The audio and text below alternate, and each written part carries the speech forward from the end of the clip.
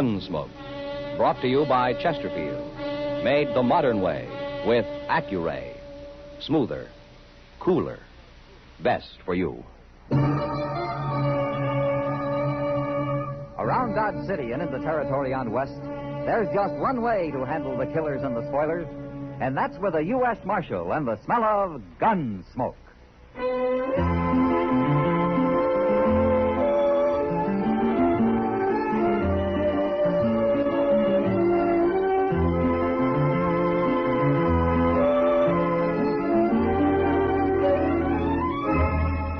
Gunsmoke, starring William Conrad. The transcribed story of the violence that moved west with young America. And the story of a man who moved with it. I'm that man, Matt Dillon, United States Marshal. The first man they look for and the last they want to meet. It's a chancy job, and it makes a man watchful and a little lonely.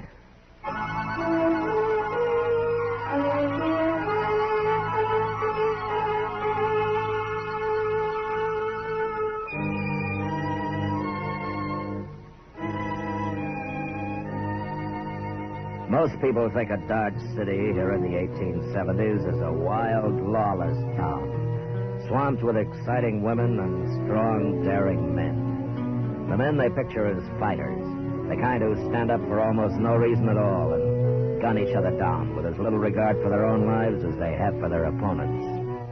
Men whose courage is as raw and harsh as the prairies it's bred on. Well, this is the picture. But it isn't quite complete. We got our share of cowards, too. Like the one whose work I ran into the night I found a note on my door. Said come up to Doc Adams' office as fast as I could.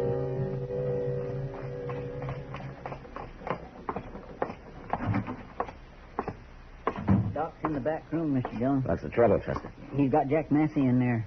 Jack Massey? Hey, that cowboy who looks up whenever he comes to town, you remember him? He always comes into the office and sits around and talks. Oh, the red-headed fellow, you mean, huh? It's been 6 months since we've seen him.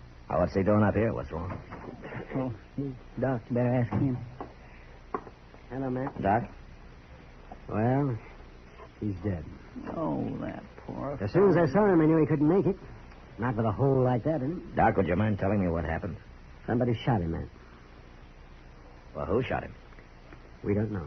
I was coming down the street, Mr. Dillon, and I heard a shot, and I run in and found him laying there on the floor, right where he fell out of the chair.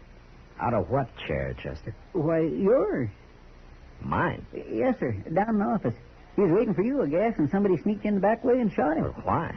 He was shot in the back. So? Well, he was sitting in your chair, and we noticed he was wearing a hat, just like the one you wear. And also, he's about the same size as you. Somebody's out to kill you, Matt. To kill you the easy way.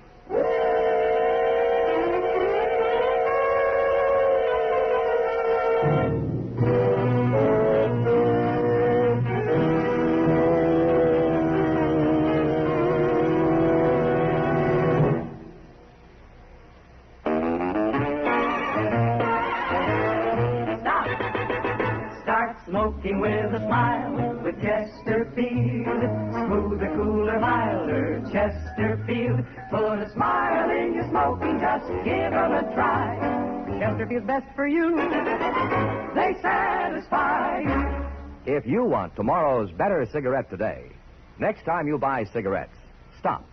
Remember, only Chesterfield is made the modern way with Accuray. You'll notice how fresh and good Chesterfield's made with Accuray taste, how smooth they are, and how they satisfy. So buy Chesterfield today. Smoother, cooler, best for you.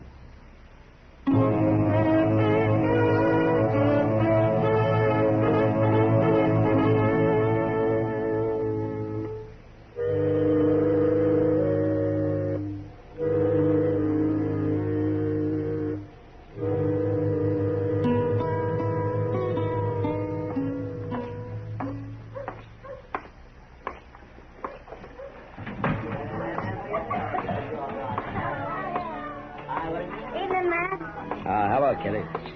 Sit down. Oh, thanks. What brings you into the Long Branch this time of night? Oh, just looking around, Kitty. Well, there are a lot of men at the bar over there. You think you can pick him out? What? The man who thought he shot you tonight? News travels fast, doesn't it? I heard somebody was after you 2 days ago. You did? I figured it for talk. Didn't anybody tell you about it? Well, I haven't been around much the last couple of days, Kitty, but even so, I guess it isn't the kind of talk people feel easy about passing on. That's for me, anyway. I guess not. You know who started it? He did. Who? Coming this way. What? Well, that's Ed Eby. What's he doing in Dodge? You ought to drop around more often, Matt. He's been banking faro here 3 or 4 days now. Does Sam hire him? Yeah. He's been doing fine, too. Eby always was a smart gambler. Hello, Marshal. Miss Kitty. Ed? Hello, Eby. You mind if I sit down? No, go ahead. I been meaning to come see you, Marshal. Oh, is that so? I heard about the shooting tonight. Seems most everybody has. I know something about it, Marshal. Would you like to hear? Tell me. Well, a couple of nights ago, I went out back to breathe a little fresh air. And I was standing out there in the dark around the corner in the alley. And I heard a couple of men come out. They couldn't see me, and I couldn't see them, but I heard one of them tell the other he was going to shoot Marshal Dillon. Shoot him any way he could. Uh-huh. You're a little late telling me, aren't you, Evie? I don't exactly owe you no favors, Marshal. Then why did you bother to tell me at all? Because I don't like killing. That's why I hate killing. I've told you everything I know, Marshal. I'll be going now. What's that all about, Matt? What's between you and Evie? Oh, I knew him out in Santa Fe one time, Kitty. He was bullying a man, and I showed him up to be a coward. A lot of people witnessed it, and Evie never forgave me. Well, then maybe his story's a lie. Maybe he's the one that did the shooting. I don't think Ed Eby has the guts to shoot a man, even in the back. Who is it, then? Haven't you any idea? No. That there are a lot of men who'd like to see me dead. I know. I'd be willing to take my chances with anybody who would face me.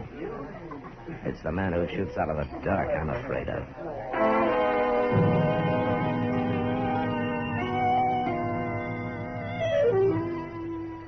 Nobody wants to die.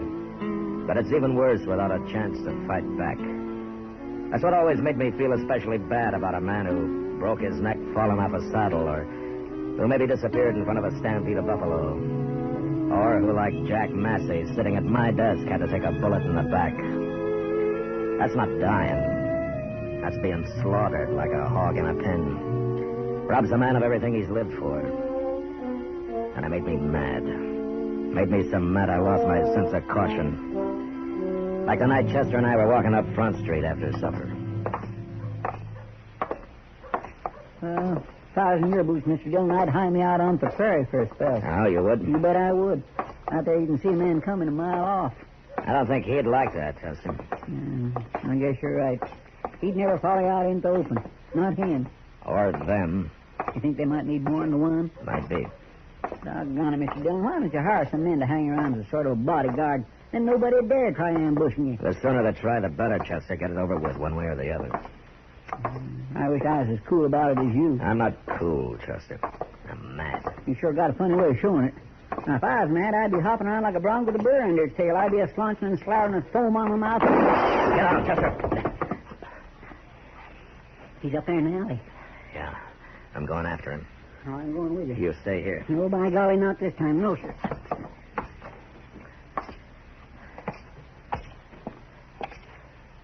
Start shooting, mister. Start shooting while you got a chance. I sure will. He's by that barrel, Mr. Dillon. He's leaning on it. Yeah, I see him. I'll shoot you. I'll shoot you good. Drop that gun.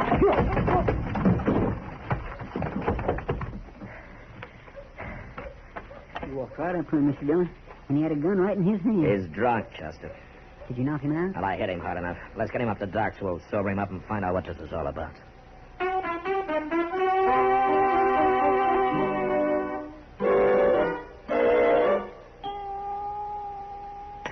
Don't put that cup down yet, fella. Not before you drink every drop of coffee in it. I'm drowning in coffee, Doc. I said drink it. Yeah, there. No more, Doc. I'm sober now. Yes, well. Matt, Yeah, Doc. he can talk straight now. It's about time. What's your name, mister? Nat Swan.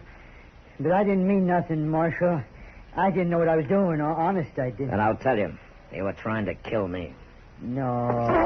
No, don't. Don't hit me. Don't hit me. You're a real coward, aren't you, Swan? Even to shoot me in the back, you had to take on a load of whiskey. I got nothing against you, Marshal. I come to town and heard all that talking and thought I could make a name for myself if I'd done the shooting.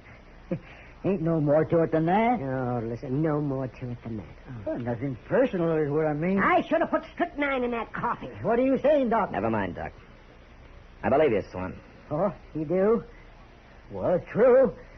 Honest it is. Yeah, it's true, all right. And there are a lot of other drunken, brainless bums going to try it for the same reason. They've heard somebody's out to murder me, and they get to thinking, why shouldn't they do it and get the credit for themselves? Oh, no, man, no, it's not that bad. It's already started, Doc. And there'll be others. Lots of them. As long as I last.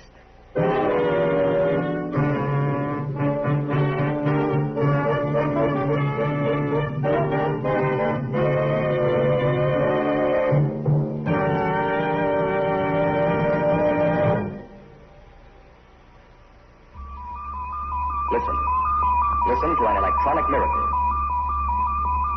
This electronic miracle, Accuray, means that everything from auto tires to apple pie, battleship steel to baby food, butter to cigarettes, can be made better and safer for you. Now meet Mr. Bert Choate, brilliant young president of Industrial Nucleonics. Well, Bert, exactly what is Accuray? Well, George, it is a device by which a stream of electrons passes through and analyzes the product while it is actually being made. They transmit what they see to this electronic brain, which adjusts the production machinery for errors down to millionths of an inch. One more question, one that so many people ask me. How does Accuray make Chesterfield a better cigarette than was ever possible before? Every cigarette made with Accuray control contains a more precise measure of perfectly packed tobaccos.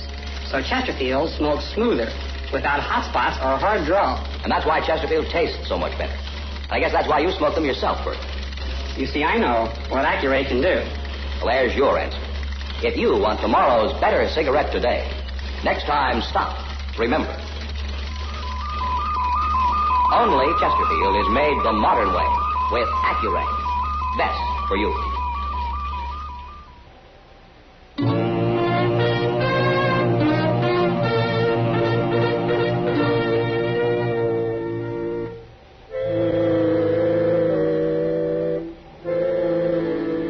Chester and I rode Nat Swan down to the Arkansas. Told him to get his horse across and to keep going. I guess he thought I was about to shoot him the way he rode off, all hunkered up in the saddle, trying to look small. And I was pretty sure he'd never show up in Dodge again. Yeah, that'd be one less glory hunter to deal with. But the thought of how many were left waiting in the alleys, hiding in the shadows, well, it made me jumpy. But I didn't realize how bad off I was until we got back into town, rode into the stable. We put our horses into their stalls, and we're walking toward the door. This barn's plumb deserted tonight, Mr. Dillon. It's late, Chester. Everybody's either drunk or in bed by now. Well, there's somebody who ain't.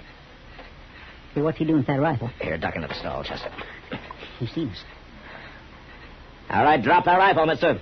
Not likely. Drop it, I say. No. He's gonna shoot. You got him. Hey, you stay back, Chester.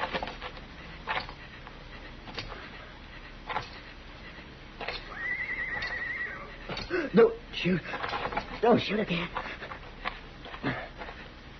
Pick up his rifle, Chester. I got it. Last you, mister. You put a bullet in my lung. Who are you? I've never seen him before. Why do you care who I am? You're gonna kill me, that's what you done. Why were you after me? Somebody hire you? Tell me. You shoot a man down, and then you try to blame it on him. Maybe he wasn't after you. I ain't after nobody. I come for my horse, that's all. I think he's telling the truth, Mr. Dillon. Dillon, you're the marshal? Well, who did you think I was? I heard talk somebody was out to shoot you. It wasn't me. I was just trying to get home to Texas. I ain't gonna make it now. Well, I heard you lever your rifle, mister. You're about to shoot. I thought I was being held up. Oh, you hollered at me. Oh, my goodness, Mr. Dillon. He ain't got nothing to do with this. Oh, of course I ain't. If I was you, Marshal, talk about somebody after me, I'd find out who's making the talk. I wouldn't go around shooting innocent people. Somebody's got you outsmarted. We'll get you up to Doc's, mister. He'll take good care of you. Don't bury me in a blanket, Marshal. Fix me a box, will you? Promise me you'll fix me a box. Yeah, I promise. I can't swallow no more. Oh, God. Drown.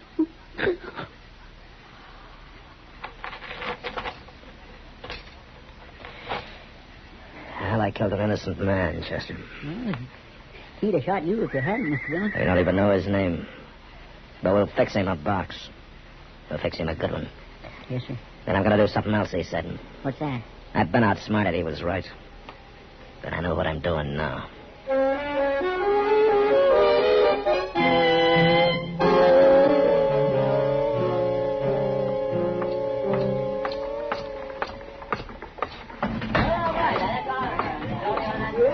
Hello, Matt. Hello, Kitty. You're looking for somebody. You bet I am. Trouble? Now the trouble's over. Or it soon will be. If there's going to be a fight, they don't need me in this saloon. I'll be mighty surprised if there is a fight, Kitty. Huh? Cowards don't carry guns. Ed Evie. I'll see you later. You time to split, gentlemen. You care to string along? Well, Marshal Dillon, you going to try your luck? My luck ran out about an hour ago, Evie. What? I shot and killed an innocent man. What are you talking about, Marshal? You were too cheap to hire somebody to get me, Evie, and too much of a coward to try it. I don't like that. Your story about overhearing that talk out back. You spread it around, hoping it'd give some brainless fool the idea to try it himself. Now, that's a lie. 2 men tried it.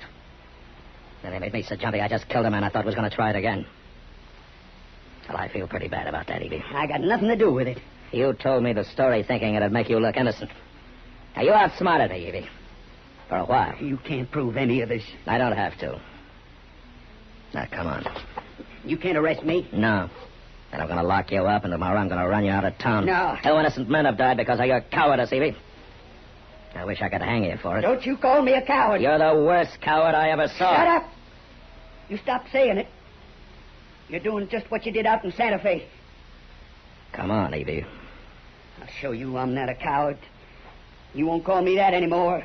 Take your hand out of your pocket, Evie. I got a gun in here. I'll kill you myself. No, you won't. You're not going to draw that gun. Yes, I am.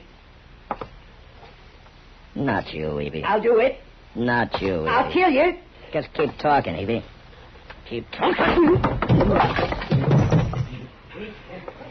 Why didn't you shoot him, Matt? You had a right to. I think he wanted me to, Kitty. What? I think he'd rather be dead than face everybody knowing what a coward he is. Well, he's got his punishment coming. For the rest of his life.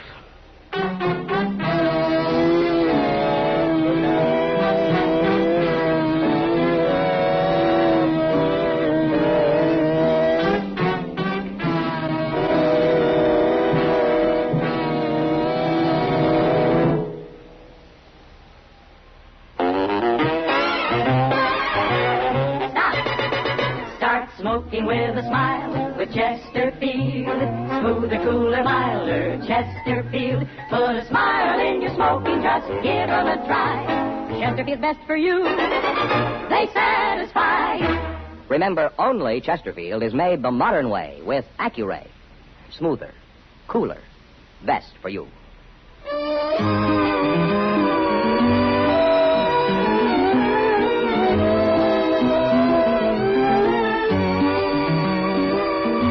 Gunsmoke, produced and directed by Norman Macdonnell, stars William Conrad as Matt Dillon, U.S. Marshal. Our story was specially written for Gunsmoke by John Meston, with music composed and conducted by Rex Corey. Sound patterns by Tom Hanley and Ray Kemper. Featured in the cast were Vic Perrin, John Daner, and Jack Edwards. Barney Bear is Chester, Howard McNear is Doc, and Georgia Ellis is Kitty.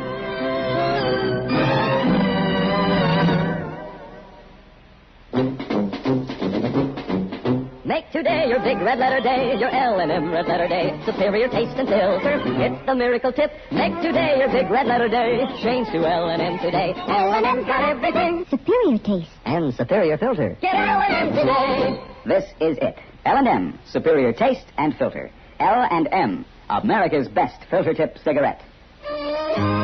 Be sure and listen to Gunsmoke again on radio next week at the same time. Transcribed for Chesterfield.